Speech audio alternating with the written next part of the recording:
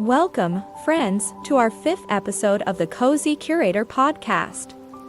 We're thrilled to have you join us on this journey. Whether you're tuning in from the coziness of your van, the charm of your tiny home, or even a hammock under the stars, this episode is just for you. We're your hosts, Sarah, Everlyn, Sonia, and Jenny, 4 yoga instructors who swapped city studios for the open road and small space living. Let's just say we've had our fair share of poses interrupted by squirrels, lopsided yoga mats, and, yes, van repairs. This podcast is where we share not only our yoga tips but also our lives as tiny space dwellers. So, what's on the agenda today? Yoga for the wandering soul. Whether you're parked by a waterfall, stuck at a roadside diner, or finding peace in 200 square feet, we've got tips to keep your practice alive. And don't miss our waterfall travel guide later in the episode. Plus, we'll break down a simple beginner flow that you can try even if you've never done yoga before. Check out the description for links to all our favorite yoga gear. It's small space friendly and travel proof. All right, grab your mats, or a towel if you're mid-hike, and let's dive in. Don't forget to hit that subscribe button and leave a review, it really helps us out. Yoga and van life, let's talk about it. When you're constantly on the move, yoga isn't just exercise, it's survival. And I don't mean just physically. Yeah, yoga has literally saved my sanity during breakdowns of the van and emotional kind. Same here. Like that time my alternator failed in the middle of nowhere. I found this quiet little pull-off by a creek, rolled out my mat, and started with child's pose. Within 5 minutes, I wasn't panicking anymore. I was breathing. Yoga is the ultimate tool for grounding yourself, especially when life feels unsteady. And for tiny space dwellers, it's the perfect workout. No gym, no heavy equipment, just you and your mat. Plus it's practical. Tight hamstrings from sitting, downward dog, backache from a thin mattress, cat-cow, and let's not even get started on stress. Breathwork will be your best friend. What's your go-to pose when you've had one of those days? Definitely pigeon pose. It's like a hug for your hips. And it's where I process everything, grief, joy, all of it. For me, it's child's pose. There's something about surrendering, forehead to the mat, that feels like coming home. And let's be honest, there's nothing more satisfying than finishing a flow and realizing you've just cleared enough mental space to figure out how to fix your broken fridge. All right, beginners, this one's for you. You don't need to be flexible or know Sanskrit names. You just need to start. Now listens to the soft music.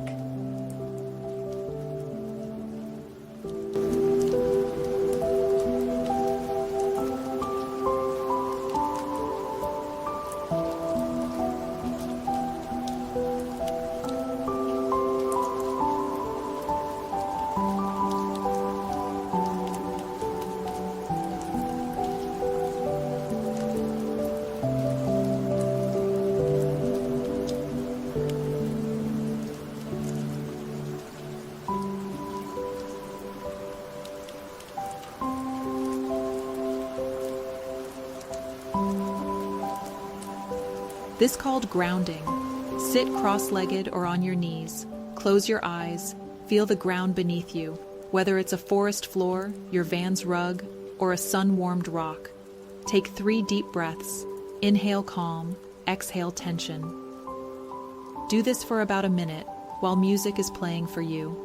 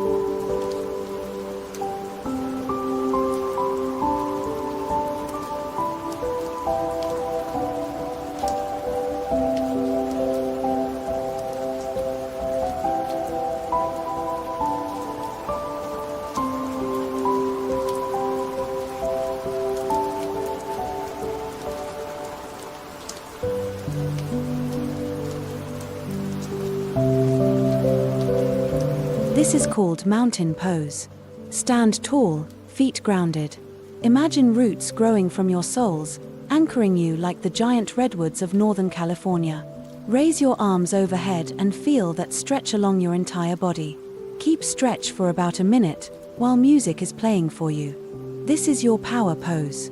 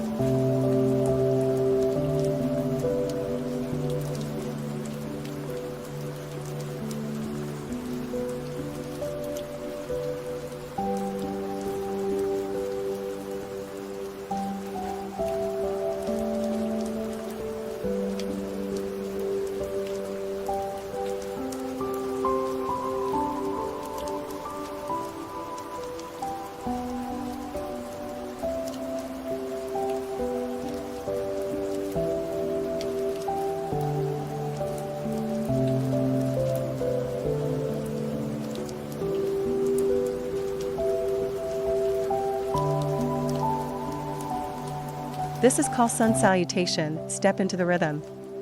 Reach high, fold forward, step back to plank. Flow through chaturanga into upward dog and downward dog.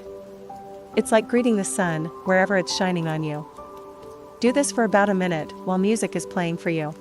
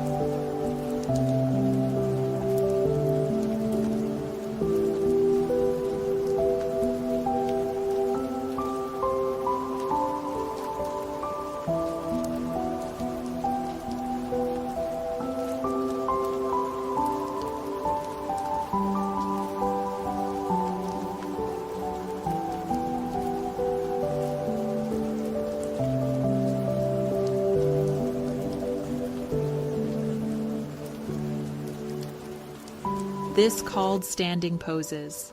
Let's try Warrior 2. It's strength, balance, and focus, all in one pose. Imagine yourself standing tall on a cliffside, wind in your hair, gaze fixed on the horizon. Do this for about a min while music is playing for you.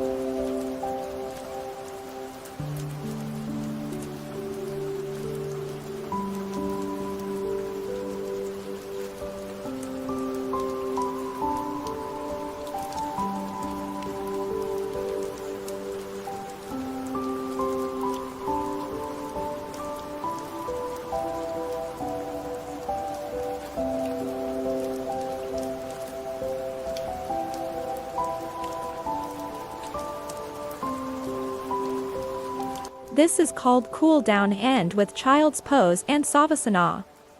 Lie back, palms up, and soak in the energy of your practice. Think of it as a tiny nap for your body and soul. Do this for about a minute while music is playing for you.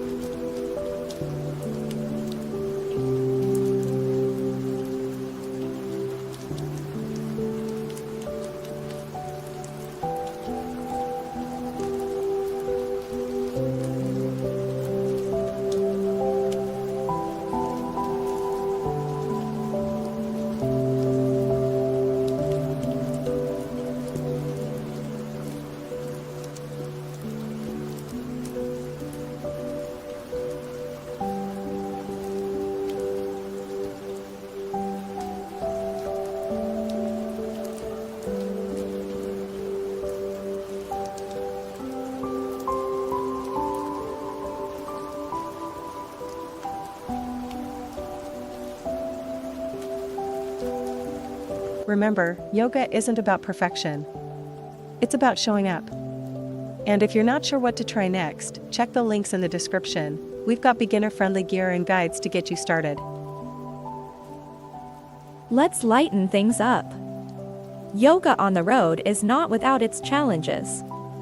Who's got a story? I do. Picture this: a windy desert, a tree pose, and my mat flipping over like a tumbleweed. I spent more time chasing it than actually stretching. I had a raccoon steal my yoga block during a lakeside session. The little guy thought it was food. One time, I was teaching yoga to a group of hikers by a waterfall. Mid-downward dog, one guy's dog decided to join in and peed on his mat. Nature yoga, indeed. Moral of the story: embrace the chaos. It's all part of the journey. All right, let's dream for a second. Imagine doing yoga by a waterfall. Where are we going first? Burney Falls, California. It's magical. The mist from the falls feels like nature's air conditioner, and the sound is like a natural meditation track. Havasu Falls, Arizona. That vibrant blue water? Unreal. Just be ready for a tough hike. Bring lots of water and lightweight gear.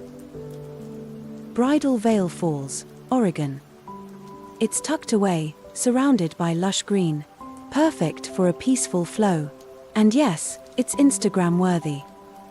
We also have our favorite travel mats and 2,100 yoga post tips book. Shop links are in the description. Plan your next yoga adventure today. Wow, what a journey. From poses to waterfalls to raccoons, this episode had it all. Remember to check the links for all the gear we mentioned, and tag us in your yoga photos. We'd love to see where you roll out your mat. And if you enjoyed this episode, links also in the description for your yoga essentials, and follow us for more episodes. We also accept donations to help keep our podcast channel going. Every little bit of support counts. Thank you. Like, subscribe, and flow with us on this cozy journey. Until next time, stay cozy, stay curious, and stay in the flow. Namaste, friends.